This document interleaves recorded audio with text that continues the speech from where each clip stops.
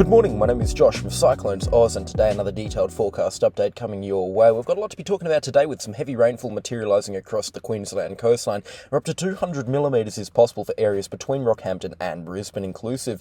All of that plus more coming up in today's weather forecast. If you are brand new to the channel, please consider subscribing and also leave a like on the video while you're at it. Your support is greatly appreciated. So we're going to start things off moving south on the Queensland coastline. Up in the far north, we've got some heavy showers materialising just offshore this morning, and they're going to be dumping up to 100 millimetres of rainfall inland across far north Queensland throughout the next 24 hours. The rainfall hasn't really piped up yet. There has been some showers resulting in accumulations between 25 to 50 millimetres overnight. However, the rainfall really has not picked up yet for this area of far north Queensland. You can see the majority of the showers and storms, the really slow moving heavy rainfall ones, are just lingering slightly offshore at this time, and they're not looking like they're going to be making it ashore over the next couple of hours as well.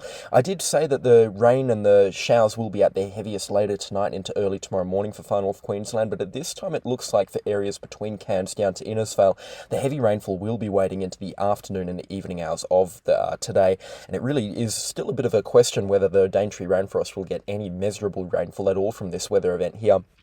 They're only looking at up to 20 millimetres of rainfall, which again could be very hit and miss in a weather event like this. We do have some showers and storms down towards Townsville inland, towards Charters Towers as well. They've dumped about 25 millimetres across some areas, but the worst is still yet to come, and we'll get to hit that right now. You can see on the rainfall forecast here, showers and storms are lingering offshore from the far north Queensland coastline between Cairns down to Townsville, with some storms now inland too. The storms will continue to intensify throughout the course of today and into the early hours of this afternoon and into the early hours of this evening, where they will be at their most intense at around 5 to 6 p.m. local time. You can see them really stretching inland towards communities such as Huendon, Georgetown, and then down towards Matabara in central Queensland. So the showers and storms do make themselves quite far inland, and they certainly make themselves apparent. You can see here some big time showers and storms expected across a wide swathe of the central Queensland coastline between Ingham down towards Townsville and Bowen. Townsville itself expecting up to 100 millimetres throughout the course of today, so some good rainfall expected there. However, there's still a very wide scope of uncertainty in terms of exactly how much rainfall is expected for some of these places, with the minimum possible amount of rainfall for a lot of these places being around 10 to 15 millimetres.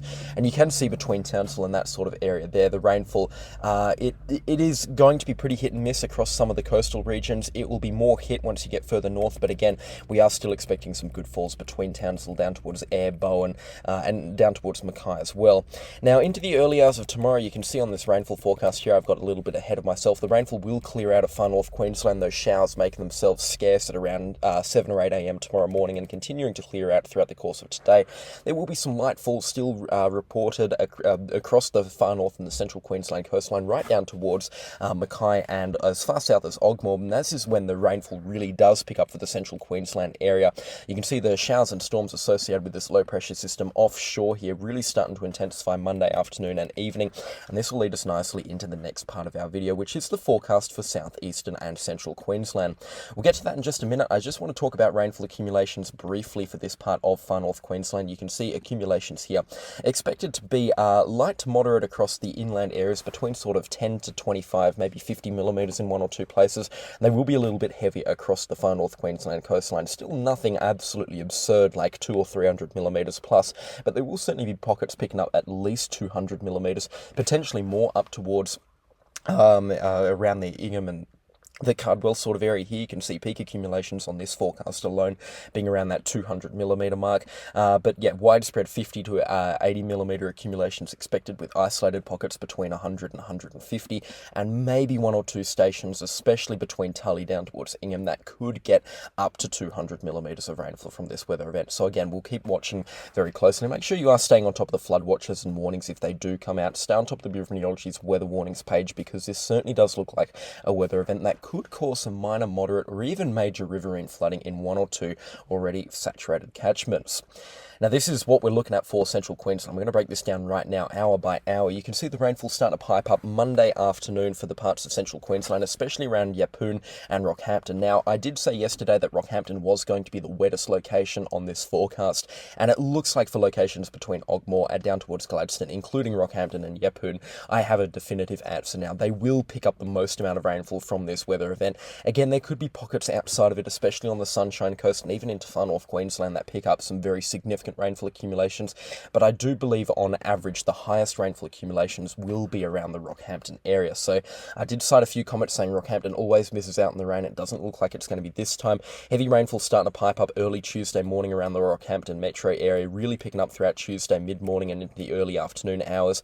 This is going to make driving conditions hazardous Tuesday evening through Tuesday and Wednesday as a whole. You can see these heavy falls being really persistent between Ogmore down towards Maroochydore on the Sunshine Coast, and that includes big cities such as, or big towns such as Bundaberg, Gladstone, Hervey Bay, and up towards Rockhampton as well. And even inland towards Billawheeler, you can see some heavy rainfall out there, up towards 120 millimetres, I believe is what the Bureau of Meteorology is expecting out there, and some light falls even into the agricultural districts and the coalfields in the southeastern corner of Queensland, as far out as St George and even Lightning Ridge in New South Wales. You can see some light rainfall is expected out there through Tuesday, and then into Wednesday as well. The rainfall continues, with the heaviest of falls being concentrated around Agnes Water and Gladstone, before moving down the coastline towards Bundaberg by around early Wednesday afternoon, and then onto the Sunshine Coast early Wednesday afternoon into early Wednesday evening, before it looks like it clears out of the Sunshine Coast and Queensland as a whole Wednesday night and into early Thursday morning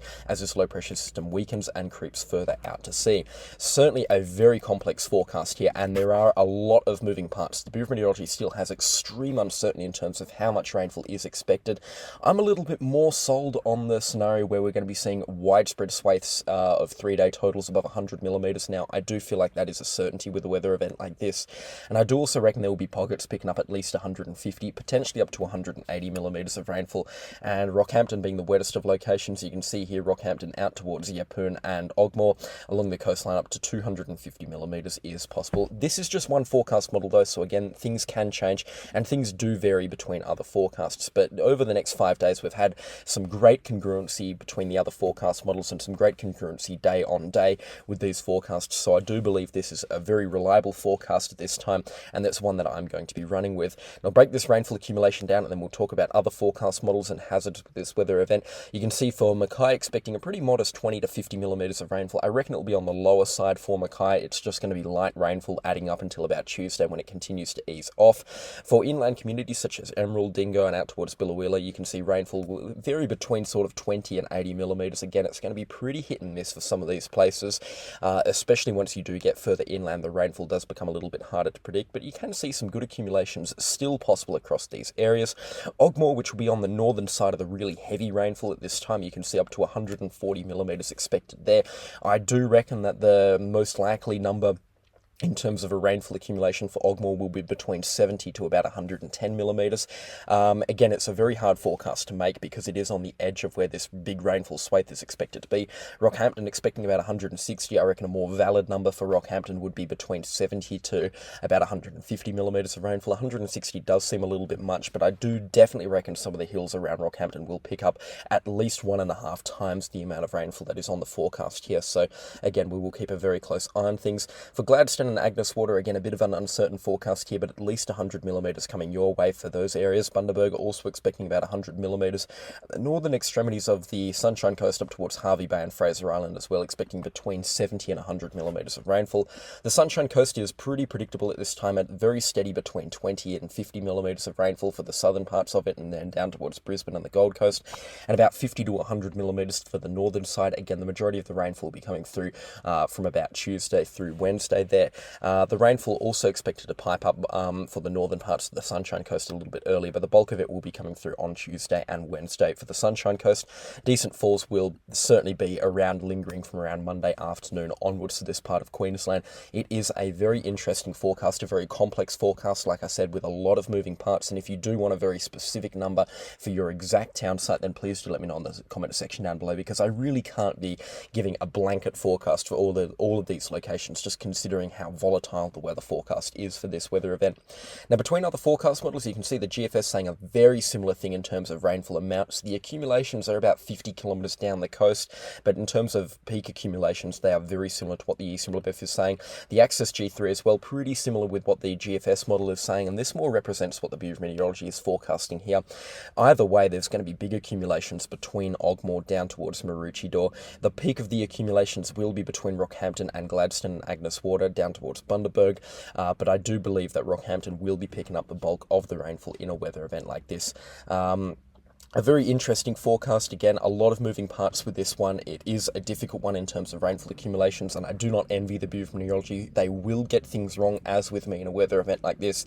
Just don't come for our throats when we do mess up the forecast for some of these kind of nitty-gritty locations that are on the edge of these rainfall accumulation maps here, because they are very difficult places to forecast in a weather event like this. Showers and storms, always a very difficult thing to forecast. In terms of timing, we're pretty happy with these things piping up by around Tuesday mid-morning into the early afternoon hours, but I do reckon the worst of the weather events will be Tuesday evening into Wednesday morning. We also can't be ignoring the wind hazard from a weather event like this. I've been watching this for the last couple of days. For anyone thinking of fishing or shore-based activities next week, especially from Monday afternoon through Tuesday, Wednesday, and even into Thursday, highly advise against it. The winds will be up to around 40 knots, especially offshore from the Sunshine Coast and Fraser Island. Be a little bit more protected around Hervey Bay and Bundaberg, but still some strong wind gusts are expected there. This is a low pressure system after all, so it is going to be behaving like a tropical low. You can see it up here, and it will have a rotating wind swathe around it with some fairly strong winds between 30 and 40 knots. So make sure you are staying safe if you do live on the coast, and definitely don't consider any boating or marine based activities, especially Tuesday and Wednesday, because this low pressure system is going to be bringing some pretty large waves to this part of the Queensland coastline. Certainly something we're going to have to be watching very closely, with waves up towards 4 or 5 meters in some areas. So we can't be ignoring that. It's not something that many people are talking about, but it is, as with every weather event, a big chance of being an uncertainty and a big chance of being a problem for some of these people along the Queensland coastline. But yeah, if I have left anything unanswered, please do let me know in the comment section down below for this weather event here. It is a very interesting one. Again, a lot of moving parts, a lot of chopping and changing with the forecast here, but I finally feel like this is the accurate one. This is the forecast that you can rely upon. So feel free to quote me on some of this information here. If you do have any questions or specific comments, again, like I've said for the 8th time, please do let me know in the comment section down below, and I'll get back to as many people as I can. We're going to head over south and southwest at this time. We do have a cold front that swept through the southwest corner of Western Australia. We've had some sort of light accumulations overnight. Some light falls were reported around the Perth metro area between 5 and 10 millimetres. It really wasn't much at all. In fact, it was quite a disappointing weather system, but a few more showers could be on the way, with some heavy accumulations as well still continuing through the Murchison region of the central West Australian coast and Midwest. Some light falls are expected from tomorrow morning into the early hours of tomorrow afternoon. For the southwest, and this cold front, or at least the remnants of it, will rush up against the Eyre Peninsula on South Australia, Kangaroo Island, and even into the Adelaide Metro on Tuesday afternoon, before moving into the southwestern parts of Victoria Tuesday night, and the western parts of Tasmania and the west coast of Tasmania Tuesday night into Wednesday morning. You can see another cold front sweeping up from the south of the Perth metro area and the southwest of Western Australia as a whole on Tuesday and Wednesday. That could deliver up to 15 millimetres of rainfall there.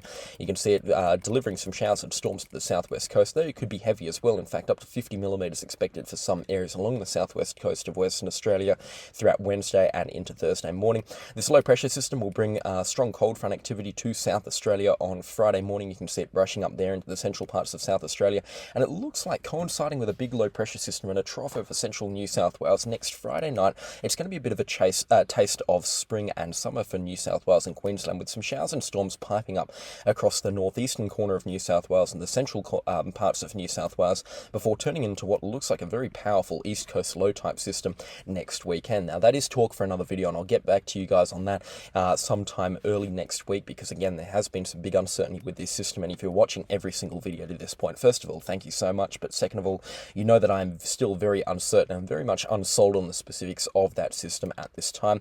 Another cold front looks like it's going to sweep up from the south and impact the south coast of Western Australia sometime Friday night into Saturday morning, and then into Victoria and Tasmania, where it could be bringing some snow to some low-lying locations Saturday evening into Sunday morning, before a return to the cool, calm conditions powered by a massive high-pressure system later next weekend and into the early parts of next week. A long-winded forecast wrapped up in 2 minutes for this part of the southern states of Australia. You can see some heavy falls are possible across the southwest of Western Australia, with up to 100 millimetres coming in from that cold front that we talked about on Tuesday and into Wednesday morning. Perth expecting a rather modest 20 millimetres from all this cold front activity on top of this 5 or 7 millimetres I believe that they got last night. It was a very disappointing weather system. Let's not get ahead of ourselves. Some rainfall for the Eyre Peninsula of South Australia, around 10 millimetres, and about 20 millimetres coming through for the southwest corner of Tasmania. You can see higher accumulations are expected into the later parts of next week and into early next weekend, and that will coincide with what we talked about with the East Coast low type system that's got a lot of uncertainty surrounding it over across New South Wales, Tasmania and Victoria. Again, that is talk for another video, and hopefully we do get this rainfall, because like we talked about in yesterday's video, if you're a student of the channel, you can see drought conditions are really starting to eke into Victoria, New South Wales and South Australia, and even into Tasmania at this time, and they desperately need some good rainfall, some heavy falls to really take the edge off the extreme drought-like conditions that some of these locations are experiencing. They've had a very dry end to July and a very dry start to August, and this rainfall is necessary for them to ensure a good harvest this farming season, with these drought conditions really starting to become quite a concern for some of the agricultural districts across South Australia, New South Wales and Victoria. Again, I will keep you very much posted on these weather events and this drought-like conditions. However, it certainly is starting to become a little bit of a concern at the time for farmers and the like. Anyway, so basically does it for this video. If you're wondering why the audio sounds rather different, well, I'm servicing my car today and I just woke up way too late, so I am recording this video on my car. So thank you so much for your patience this morning with the video quality. If you do have any questions or comments about this weather event, please do let me know in the comment section down below, and I'll get back to you as soon as I can. And I'll get back to you as many people as I can throughout the course of today. Thank you so much for 17,000 subscribers as well. If you haven't already, please consider subscribing and leave a like on the video while you're at it. Your support is greatly appreciated. A special shout out to the channel sponsors. I could not run this show without them, and again, their support is greatly appreciated. That is all from me today, and I'll catch you all in the next storm. Goodbye.